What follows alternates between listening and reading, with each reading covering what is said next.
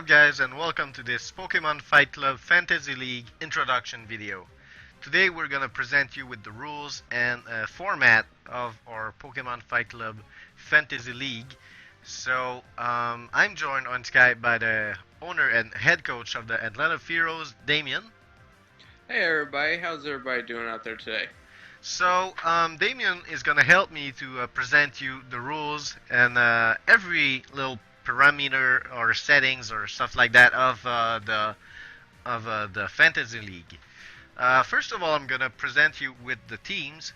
They're split in two conferences. First one being the Kalos Conference and the other one being the Hoenn Conference. In the Kalos Conference, the four teams are the Memphis Primates, coached by Jeff Bridges. Next one is the Orlando Magikarps, coached by Chase Johnson. The Golden State War Turtles, coached by Andy Ponce. The Bradenton Rapidashes, coached by Martin Gonzalez. The Atlanta Heroes is the first team in the Hoenn Conference. As I said, it's coached by Damien. The Dundee Darkrai is coached by Alastair Fraser. Then there is the Pittsburgh Steelixes, coached by Casey Cameron. And finally, but not least, the Montreal Crawdons, coached by me, Futski. For the rules, first of all, the format is standard Smogon OU rules. All about species clause, items clause, sleep clause, ban Pokemon, except a few that we'll mention later in the video. Infinite battle, swagger, etc. They all apply. As it went on, we had a draft. First of all, we had a one-round mega draft, which was a 8 Pokemon round draft. It started with the Mega Charizard Y, drafted by Alastair Fraser and the Dundee Darkrai, and it ended by a Mega Charizard X, drafted by Chase. Who was it? Was it Chase Johnson? Yeah, Chase Johnson. No, it wasn't him. He drafted Mega Absol. Who was it? It was Martin Gonzalez. Martin got it? Yeah. After the Mega round, there was a 10-round Mega draft. So it was 2 OU rounds, 2 UU rounds, 2 RU rounds, 2 NU rounds. Then there were 2 pickup rounds where you could draft only 1 OU in both of them. So trades of draft picks and Pokemon are allowed, only 1 per week, as long as the tier rules are respected and the quantity of round picks stays at 5 for every team involved in the trade. Each team must have 11 Pokemon at all time, divided in the right tiers, and there might be multi-way trades. So you could just, I'd say, Montreal sends a Pokemon to Pittsburgh, then Pittsburgh sends something to Memphis, then Memphis sends something to Montreal. You could do that. But we must all keep 5 round picks that are locked picks. And after each season, every team will release its Pokemon, and the first 5 round picks are gonna be locked.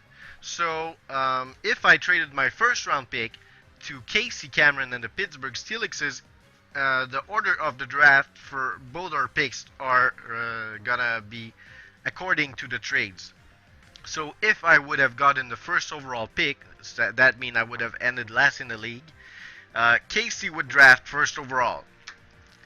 The first draft, it was determined by RNG, and future drafts for the next 2 seasons will be determined by the previous season's standing.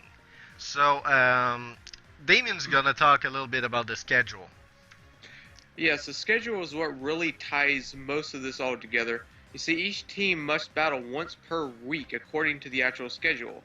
Weeks normally start on Monday, so every battle must be complete before Sunday at 11:59 p.m. Eastern Standard Time. And also, if a competitor doesn't make himself available in the given week, he will lose the battle by the default score of 4-0 unless a deal is reached with the admin team and the opponent to postpone the actual battle itself. Also on that, if the competitor doesn't battle for a whole 2 weeks in a row, he will once again lose by the score of 4-0 and be actually removed from the league altogether and replaced by another coach. As long as the team doesn't have a coach, it will lose all of its matches by default. And also, I also will go over the fact that each player must pick a city and a Pokemon for their team. Example, the Montreal Pikachus, which actually got changed to Montreal Crawdads. Yeah. And make a team logo as well. So. Which you cannot. Go ahead, man. Yeah. One of the rules was not to copy the actual GBA or UCL to avoid any conflict in the league with other PokeTubers or something like that. We didn't wanna mess with them. As for Pokemons, the tier rules apply in every battle. You must have at least one UU or BL2, at least one RU or BL3, and at least one NU/BL4/PU Pokemon in every single battle. Aegislash without King Shield, Torrent Greninja, and Blaziken are accepted in this league. Aegislash is ranked as an OU, and Greninja and Blaziken are ranked in the UU tier. So those were reflections made by the team that came to this conclusion. The species laws apply, as I said earlier. Example, Mega Charizard X, Mega Charizard Y, and Charizard are 3 different Pokemon, but they may all be drafted as different Pokemon, but not by the same team. So, somebody cannot use Mega Charizard X and a normal Charizard in a single team because you cannot have twice the same Pokemon. Damien will talk a little bit about standing rules. Now, the standing rules are a little bit different for the 8-member leagues and the 16-member leagues. You have to remember that. The league is divided in 2 conferences and or 4 divisions. 2 conferences and 4 divisions for 16, or 2 conferences and 2 divisions for the 8 team. As we stand now, we have the 8 team. Win-losses are the main way to determine playoff teams. Tiebreakers and kill-death differentials as well. As opposed to the 8-member team, conference champion goes straight to the second round. The second and number 2 will battle, and number 3 in the first round as well. But okay, yeah. If we ever grow to 16 members, the division winner will go straight to the second round. Yeah. That's the different thing. Go ahead with the last point. Yeah, don't forget, there will be 10 or 14 battles in a season, according to the number of the teams that you have.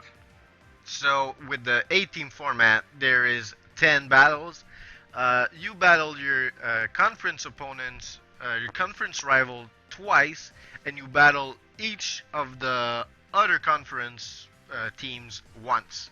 So, let's say Montreal will battle Pittsburgh, Dundee, and Atlanta twice, and battle Memphis, Orlando, Golden State, and Bradenton only once.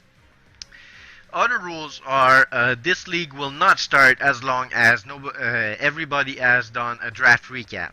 So we will upload some draft recaps in the next few days. In every battle, someone is responsible to make sure that the battle is recorded, either on ORAS on the VS recorder, or if it is on Showdown, he must provide the replay link to the commissioner before their next battle. Otherwise, their battle is made invalid and both teams will lose. So it is possible that both teams end up with a 4-0 loss, the default score. If there is any modification to a rule, it will be discussed by the commissioners, and if it gets through, it will be announced to the rest of the league. If the new rule is unanimously rejected by the rest of the league, it will be either cancelled or remodified in order to get reapproved. If there is a disconnection in a battle, the coaches can discuss either restarting the match and reproduce the previous battle and continue from there, or accept a forfeit from whichever side disconnected, which will result in a standard 4-0 or 3-0 victory for the winner according to where the battle was. If it was on the first or the 30th turn, it's gonna be different. If there's a possible infraction of any kind or anything, players must warn the commissions, and we will analyze the replay and decide if a penalty is necessary. Possible penalties can go from a warning to a battle disqualification, which would be a 6-0 loss. Battles can also be reviewed by commissions without any requests from players. So talking about the draft, Draft Bridges and the Memphis Primates got Mega Venusaur, Mew, Gyarados, Infernape, Donphan, Electros, Tyrantrum, Drifblim, Weezing, Weavile, and Slurpuff. Chase Johnson and the Orlando Magikarps got Mega Absol, Heatran, Latias, Rotom Heat, Tornadus, Hitmonlee, Jolteon, Quagsire, Dusknoir, Ferrothorn, and Lucario. Andy Pons and the Golden State War Turtles got Mega Scizor, Sylveon, Gliscor, Umbreon, Feraligatr, Exploud, Flygon, Malamar, Meowstic, Kingdraw, and Delphox. Martin Gonzalez and the Bradenton Rapidashes got Mega Charizard X, Dragonite, Gardevoir, Arcanine, Chestnut, Durant, Cloyster, Rapidash, Cacturne, Manectric, and Florges. You wanna continue with the last 14s? Yes. I, the coach of the Atlanta Pharaohs, drafted Mega Altaria, Azumarill, Scizor, Chandelure, Crobat, Rhyperior, Drapion, Electivire, Magmortar, Galvantula, and Bisharp. Alistair Franza, I believe is how you say it? Fraser? Okay. He drafted Mega Charizard Y, Diancie, Hawlucha, Suicune, Shaman, Trevenant, Axelgor, Yep. Beartick, Golurk, Garchomp, and Aggron. Casey Cameron drafted Mega Slowbro, Sableye, Jirachi, Gligar, Tentacruel, Ambipom, Amoonguss, Vivian, Yep. Muck, Landorus T, and Nidoking. And then Francis, Frank. Frank Carnigan. Yeah, just call me Frank. Frank. Okay. Drafted Mega Metagross, Rotom Wash, Raikou, Milotic, Hydreigon, Scrafty, Steelix, Pyroar, Mismagius, Chansey, and Nidoqueen. So that pretty much sums it up for this Pokemon Fight Club Fantasy League introduction. If you are interested in following the league, I will put the link to the Pokemon Fight Club group that's on Facebook. I will put the link down in the description below. If you want to participate in the future seasons or something like that, just join the group. We're going to add you, and you can discuss with us and follow the league from the inside. So thank you guys for watching. Please leave a like, comment, subscribe. Follow me on Twitter and on Twitch. And also like my Facebook page and join our Facebook group. And I'll talk to you guys later. You wanna have a last word, Damien? Well, actually, man, you can actually just follow me at the exact same group. You can like, comment, subscribe at DrivenGaming, YouTube.com, and we'll see you next time. Thank you guys. Peace.